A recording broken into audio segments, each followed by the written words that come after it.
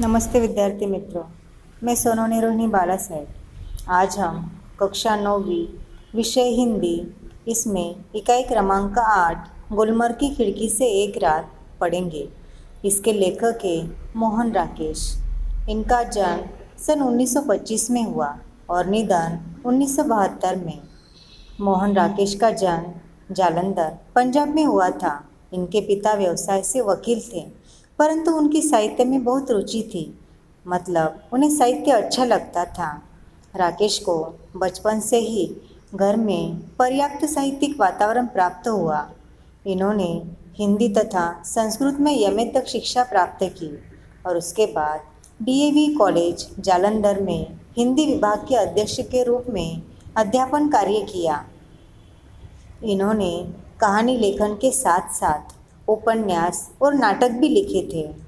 मोहन राकेश मूलतः एक सफल कहानीकार तथा नाटककार हैं। गुलमर्ग की खिड़की से एक रात परिवेश से लिया गया है। इस यात्रा वृत्तांत में लेखक ने गुलमर्ग के प्राकृतिक सौंदर्य का विवरण प्रस्तुत किया है।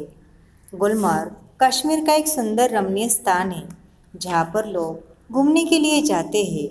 वह एक पर्यटन स्थल है।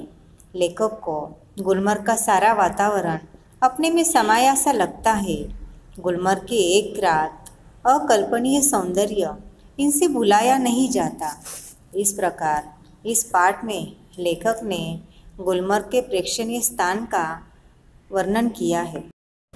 पाठ के शुरुआत में लेखक कहते हैं, कुछ जगह ऐसी होती है जिन्हें आँख एक बार देखती है तो चौंक उठती है। चौंकना मतलब आश्चर्यचकित होना, फिर धीरे धीरे परिचित होकर उदासीन हो जाती है। उदासीन अर्थात हमें उसकी आदत हो जाने पर हमारा उसके प्रति आकर्षण कम हो जाता है। मानो कि जब आप पहली बार गोपी तालाब गए हो, वहाँ का सौंदर्य नज़ारा आपको बहुत भाता है, बहुत अच्छा है। आपकी आंखें चौंक उठती हैं, आप वहाँ का नज़ारा देखकर आश्चर्यचकित होते। लेकिन बाद में 2-3 बार वहाँ पर जाने पर आपको इतना अच्छा नहीं लगता। इस तरह से यहाँ पर आप उस जगह से परिचित हो जाते हैं और इसीलिए वह जगह आपके लिए उदासीन हो जाती है। यही पर लेखक कहना चाहते हैं कि लेकिन गुलमर्ग ऐसी जगह नहीं है। गुलमर्ग कश्मीर का एक सुंदर रमणीय स्थान है जहाँ पर लोग घूमने के लिए जाते हैं। वह एक पर्यटन स्थल है। लेखक को गुलमर्ग का सारा वातावरण अपने में समाया सा लगता है। गुलमर्ग की एक रात का सौंदर्य अकल्पनीय, इनसे भुलाया नहीं जाता। यहाँ पर लेखक चौंक उठ गए हैं कि लेखक कहते हैं, कुछ जगह ऐसी होती है कि जिन्हें आँख एक बार देखती है तो चौंक उठती है।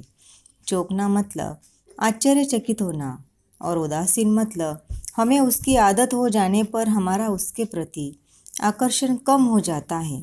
जिस प्रकार हम किसी चित्र प्रदर्शनी में घूमने के लिए जाते हैं तो हम घूमकर आने के बाद हमारा मित्र अगर हमसे कहे कि तुमने वह चित्र देखा, कितना सुंदर था, उसकी कीमत भी 1 लाख रुपए थी, तो तब हमें लगता है कि मैंने तो यह कुछ देखा ही नहीं और मैं 1 ही घंटे में घूमकर आ गया। तो फिर से वहाँ जाने पर आप उस प्रदर्शनी को अच्छी तरह से देखते हैं तो आपको फिर एहसास होता है कि इसको 1 घंटे में नहीं देखा जा सकता। इसी प्रकार लेखक भी जब पहली बार गुलमर्ग गया तो 1 घंटे में सारा गुलमर्ग देखकर आ गया, लेकिन बाद में महीनों वहाँ रहने पर उसे एहसास हुआ कि पहली बार तो क्या, बाद में भी कभी उस स्थान को पूरा नहीं देख पाया। उसे कभी पूरा देखा ही नहीं जा सकता। शायद यही कारण है कि गुलमर्ग में रहकर वहाँ के साथ व्यक्ति की आत्मीयता मतलब लगाव धीरे धीरे इतनी गहरी हो जाती है कि वो अपने को भी उस सपाट मैदान के एक हिस्से के रूप में देखने लगता है। कांपती तितलियाँ, उड़ते बादलों और बर्फ से चमकती पहाड़ियों की तरह। दूसरी ओर वो पूरा विस्तार मतलब गुलमर्ग का वह विस्तार जहाँ पर लेखक स्वयं रहता है। लेखक एक होटल में रहता है। वह लेखक को अपने में समाया सा लगता है, यानी कि लेखक की आत्मीयता अर्थात लगाव के कारण वह उसे अपना लगता है। उसमें सूर्योदय और सूर्यास्त माना कि हर जगह रोज सूरज उगता है और डूबता है। उसमें हमें कोई अलग या नई बात नहीं लगती या नया नज़ारा नहीं लगता। लेकिन लेखक को गुलमर्ग के यहाँ का सूर्योदय और सूर्यास्त अपना लगता है। वहाँ का वातावरण अलग ही लगता है। उसी प्रकार दोनों संध्याएं घना कोहरा, कोहरा मतलब काले बादल छा जाने पर आने वाला अंधेरा और उसमें से गिरने वाली ओस की बूंदें, पीली धूप, सुबह की सूरज की किरणें जिसमें से हमें विटामिन डी मिलता है। इसलिए जब व्यक्ति गुलमर्ग से चलता है तो एहसास होता है अपने से बिछुड़ने का, अपने उस रूप से कि जो इतना परिचित होते हुए भी सदा अपरिचित बना रह जाता है। आगे लेखक कहते हैं, गुलमर्ग में सपने फूल बनकर उगते हैं। हरियाली के आर पार लाल लाल छतों के ऊपर आकाश में आंखें मुग्ध होकर देखती रहती है और फूलों में नए नए रंग भर जाते हैं। मतलब आकाश में मौसम बदलने के कारण कभी पीली धूप निकलती है तो कभी बारिश आती है। चारों ओर हरियाली फैली हुई है। यह फूल हमारे अंदर नए सपने को जगाते हैं। उन दृश्यों को देखकर हमारी आंखें मुग्ध हो जाती है। मतलब वह दृश्य देखकर हम आनंदित हो उठते हैं। फूलों में नए नए रंग भर जाते हैं क्योंकि वातावरण एक ही दिन में कई बार बदलता रहता है। वातावरण में नई नई कोपलें फूट आती है। कोपलें फूटना मतलब पौधों पर नई नई पत्तियों का आना। वसंत ऋतु में पेड़ों पर नए नए पत्ते आते हैं। हर क्षण एक नए अनुभव और नए रोमांच की सृष्टि होती है कि एक ही दिन में हम बर्फ को गिरते हुए भी देखते हैं, पीली धूप देखते हैं, कभी बारिश होने लगती है तो कभी वहाँ पर धुंध ही धुंध हो जाता है, घना कोहरा छा जाता है। मतलब एक ही दिन में हमें नए नए अनुभव मिलते हैं, नए नए रोमांच के अनुभव मिलते हैं। बादलों के पोर्टिको के नीचे लोग बाहें फैलाए घास पर बैठे हैं। बाहें फैलाए घास पर बैठना मतलब निश्चिंत होकर आराम से बैठे रहना। पोर्टिको यानी कि मंडप के समान। जिस प्रकार शादी ब्याह या कोई भी सम्मेलन कार्यक्रम हो, हम वहाँ पर मंडप के नीचे बैठते हैं, उसी प्रकार यहाँ भी मंडप है, लेकिन वो मंडप बादलों का है क्योंकि लेखक यह ऊंचाई पर होने के कारण बादल नज़दीक होते हैं और लोग उन बादलों के नीचे हाथ फैलाए आराम से बैठे हुए हैं। दूर दूर तक सैलानियों की पंक्तियाँ घोड़े दौड़ाती नजर आती है। सैलानी मतलब यात्री और पंक्ति का मतलब होता है कतार, लाइन। यहाँ पर दूर दूर से यात्री आते हैं। एक दो नहीं बल्कि उनकी एक के पीछे एक ऐसी कई कतारें हो दिखाई देती है। रंगों के कुछ बिंदु हरियाली के पट पर जहाँ तहाँ छिटके हैं। सहसा प्रकाश से नन्ही पारदर्शक बूंदें पड़ने लगती है। इसका मतलब है घना कोहरा छा जाने की वजह से जो पारदर्शक बूंदें ओस जो प्रकाश के कारण धरती पर गिरती है वो पत्तों पर पड़ती है। उस पर सूरज की किरणें पड़ने के कारण वह रंग बिरंगी दिखाई देती है और फिर वो पानी की बूंदें मिट जाती है। मैदान सुरमई आभा ओढ़ लेता है। आभा का मतलब तेज, सुरमई का मतलब जो सुरमा आँखों में लगाया जाता है, उसकी तरह हल्का नीला या काला रंग।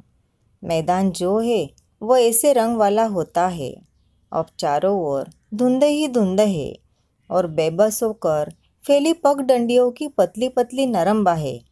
मतलब घना कोहरा छा जाने की वजह से वातावरण एक नया रूप लेता है।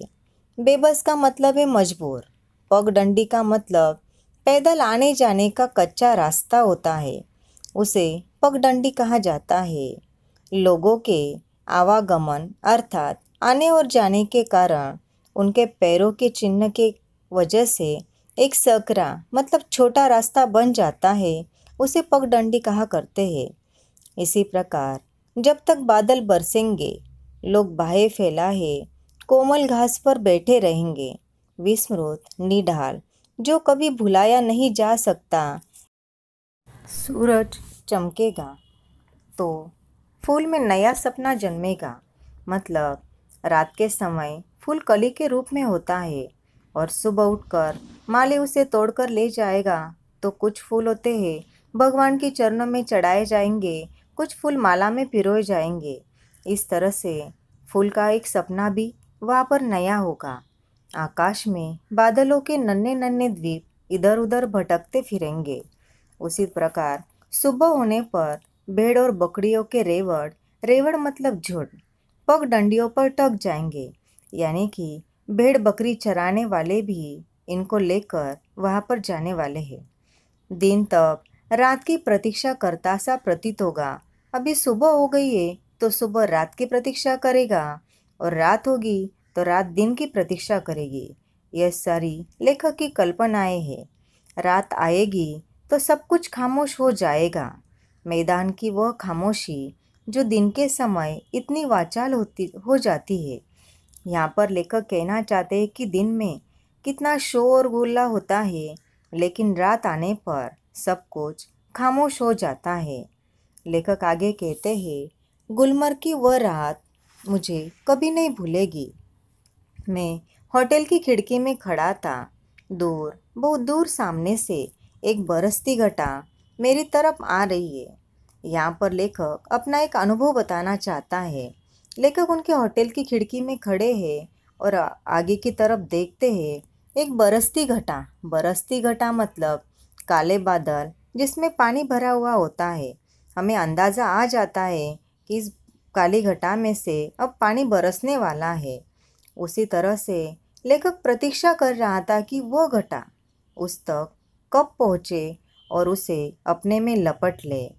क्योंकि लेखक कहते हैं, बरसती घटा में घिर जाने से बड़ा सुख मैंने बहुत कम जाना है। इस तरह से यहाँ पर हम बारिश आने पर कभी भी ऐसे बाहर निकलते नहीं। अगर कोई मुसीबत आन पड़े या स्कूल से जाने का वक्त हो तब बारिश आए, तभी हमें बारिश में भीगने को मिलता है। घर पर होते हुए तो बारिश में भीगने का मज़ा कभी नहीं आता। उसी तरह से लेखक को भी बरसती घटा में घिर जाने से बड़ा सुख बहुत कम मिला है, लेकिन आज यह सुख उसके नसीब में प्राप्त हुआ है। लेखक कहते हैं, घटा ऊपर घिर आए और व्यक्ति को छोटा करके उस पर छा जाए, यह इससे अलग स्थिति है। लेकिन इस बार आती हुई घटा का हर संकेत लेखक के सामने था और लेखक उसके बराबर का होकर अपनी खिड़की में से मानो उस घटा को बुला रहे हैं कि आ आ, मैं तुझसे कमज़ोर नहीं हूँ, मैं तुझ में समाना चाहता हूँ, तुम मेरे पास आ। हवा तेज थी मगर घटा तेजी से बढ़ नहीं रही थी। हालांकि तूफान बहुत उठा हुआ था। बार बार जोर की गरज होती थी, यानी बिजली चमकती थी। उससे आकाश की शिराएं कांप जाती थी। बार बार सामने के चित्रपट यानी दृश्य पर बिजली कौनती थी, चमकती थी और प्रकाश का वो भयानक विस्फोट हर चीज़ को नंगा कर जाता था। नंगा कर जाना मतलब रात के अंधेरे में जो चीज़ें दिखती नहीं थी वो बिजली की प्रकाश की वजह से वह साफ साफ दिखाई दे रही थी। इसीलिए यहाँ पर कहा कि हर चीज़ को नंगा कर जाता था। मैं खुश था कि थोड़ी देर में ये बूंदें मेरे ऊपर बरसेंगी, बिजलियों का यह कहर मेरे ऊपर टूटेगा। मैं बाहें फैलाकर सामने से उसे अपने ऊपर लेने के लिए तैयार था। यहाँ पर लेखक को बहुत ही मज़ा आ रहा है कि वह इस बारिश के मौसम का आनंद लेगा।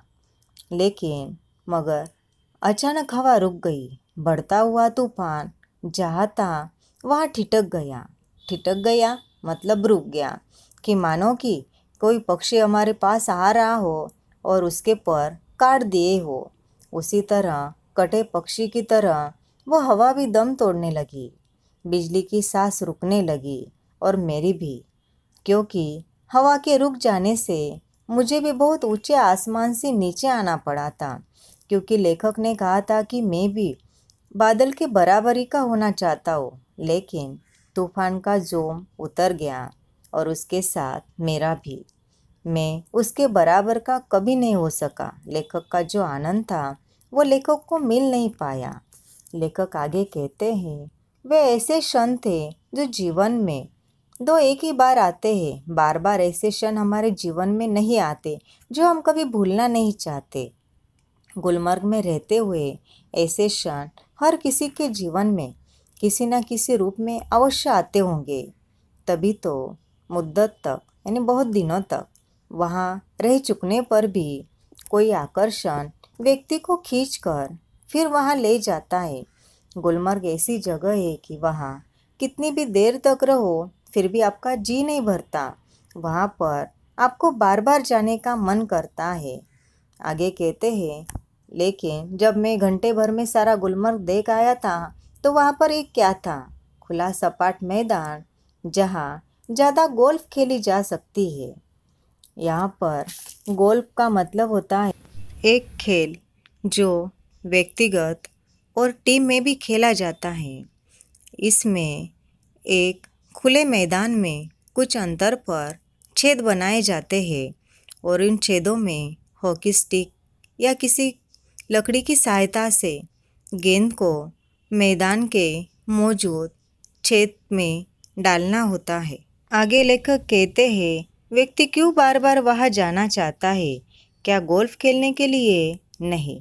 यहाँ पर लेखक कहना चाहते हैं कि गुलमर्ग ये कश्मीर का एक सुंदर प्राकृतिक रमणीय स्थान है जहाँ पर एक बार जाने से आपका जी नहीं भरेगा। बार बार आपको वहाँ जाने के लिए आपका मन तरसेगा। इस तरह से इस पाठ में लेखक ने अपना एक अनुभव के द्वारा वहाँ के सौंदर्य का वर्णन किया है। पाठ के नीचे दिया गया स्वाध्याय आपको अपनी कॉपी में लिखना है। धन्यवाद।